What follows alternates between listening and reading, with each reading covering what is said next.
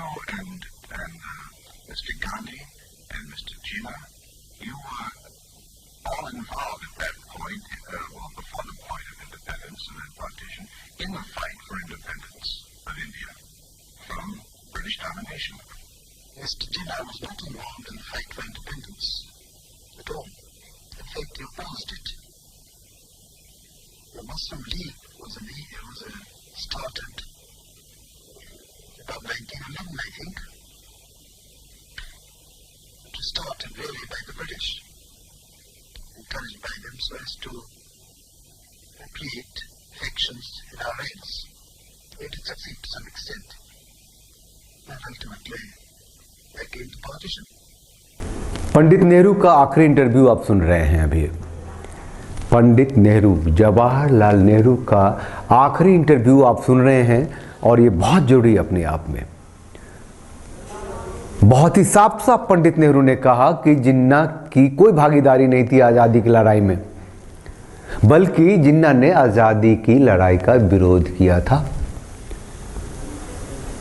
सन 1911 में मुस्लिम लीग, जैसा कि पंडित नेहरू ने कहा, बना अंग्रेजों के प्रभाव से, अंग्रेजों की मदद से, और उसका मकसद फूट डालो और राज करो ही था, जो आज़ादी के बाद सच साबित हुआ। पंडित नेहरू ने जो आगे कहा है वो सुन के आपके रोंगटे खड़े हो जाएंगे। सुनाते हैं, उससे पहले जरा मैं थैंक यू बोल दूं अंकुर को।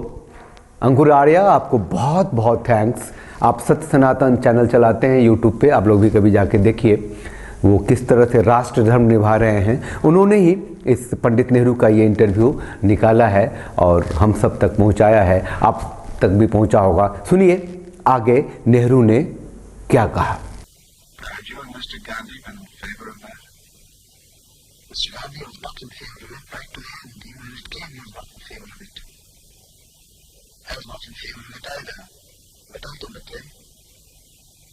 I decided, like others did, many others, it is better to have partition than this constant trouble. जी हाँ, बंटवारे के पक्ष में न तो गांधी थे ना ही नेहरू, लेकिन ये नेहरू ही थे जिन्होंने ये फैसला किया कि देश का बंटवारा हो ही जाना चाहिए, क्योंकि रोज रोज की चिक चिक से बेहतर है देश का बंटवारा हो जाना।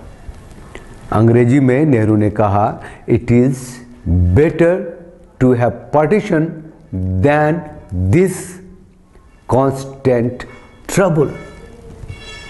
मुझे लगता है कि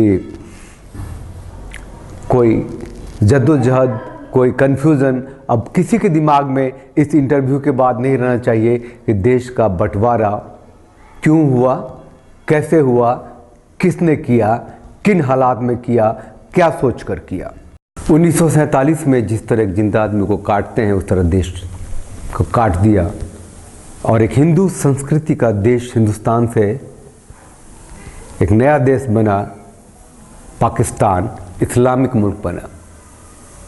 ये इस्लामिक मुल्क पाकिस्तान भी 1971 में फिर बटा, फिर काटा गया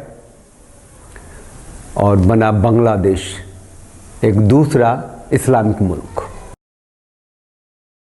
जनाब, इन इस्लामिक मुल्कों में जो अल्पसंख्यकों की प्रताड़ना हुई, उस पर 1971 के 33 साल बाद 2003 में मनमोहन सिंह का भी दिल पसीजा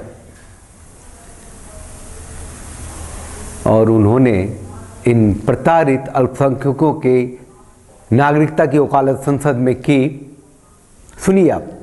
While I am on this subject, madam, I would like to point out that with regard to the treatment of refugees, after the partition of our countries, the minorities in countries like Bangladesh have faced persecution, and it is our moral obligation that if circumstances force people, these unfortunate people to seek refuge in our country, our approach to granting citizenships to these unfortunate persons should be most liberal. I sincerely hope that the Honourable Deputy Prime Minister will bear this in mind in charting out the future course of action with regard to the Citizenship Act. Thank you.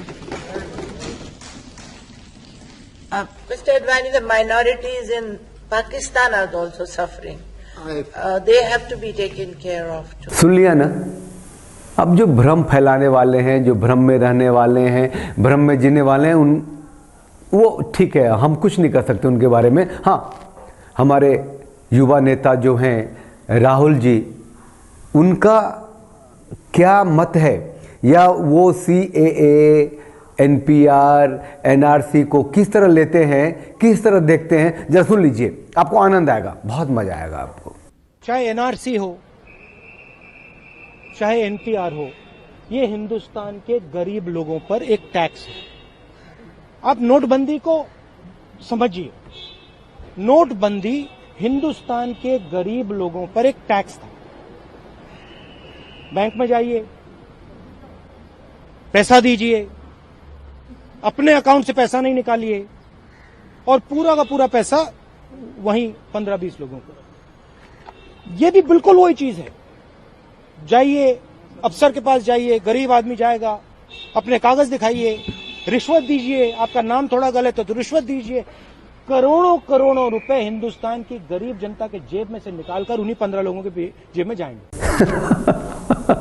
तो सुन लिया ना राहुल गांधी जी की सोच को, सुन लिया ना, या और कुछ सुनना चाहते हैं आप? जनाब, विरोध का क्या है इस देश में? जब वोटर आई कार्ड बनने की प्रक्रिया शुरू हुई थी तो भी उसका बहुत भारी विरोध हुआ था। हाँ यार, मेरी बेगम बुर्का पहनती है, वो क्या फोटोग्राफर के सामने बुर्का हटाएगी इस वोटर आई कार्ड के लिए? अम्मा यार, कत्लेआम हो जाएगा। भाईजान, वो भी विरोध का दिन था। वो हमारे लालू यादव कहते थे कि जो औरतें अपनी जेठानी के सामने घूंघट तक रखती हैं, जेठ के सामने तो कभी जिंदगी में जाती नहीं है, वो क्या कैमरामैन के सामने अपने घूंघट हटाएंगी? सब कुछ हो गया ना इस देश में। चुनाव की तारीखें आती हैं, लंबी कतार लगती है, घूंघट में भी औरतें होती हैं, बुर्के में भी होते हैं, मतदान करती हैं। जब कोई शक होता है तो महिला अधिकारी होती हैं उनकी जांच के लिए। खैर, हमारे मोटा भाई अमित शाह ने ऐलान किया है कि ये जो CAA है उससे वो 1 इंच भी पीछे नहीं हटेंगे, क्योंकि इसे संसद ने पारित किया है। सुनिए वो क्या कहते हैं। आप डरिए मत, ये सारी की सारी पार्टियां एक हो जाए, भारतीय जनता पार्टी CAA में 1 इंच भी वापस नहीं आने वाली। आपकी नागरिकता को कोई नहीं रोक सकता। जितना भ्रम फैलाना है फैलाए, जितना गुमराह करना है करे। हाँ जी, 1 इंच भी पीछे नहीं हटेंगे मोटा भाई। आप इस चैनल को लाइक कीजिए, सब्सक्राइब कीजिए, और भ्रम में न रहिए, न भ्रम में लोगों को रहने दीजिए। जहाँ तक हो सके बातों को सुलझाइए, साफ कीजिए। जो चीज़ ज़रूरी है राष्ट्र की, देश की तरक्की के लिए, उसमें अपना हिस्सा दीजिए, योगदान देते रहिए। आज के लिए बस इतना ही। जय हिंद।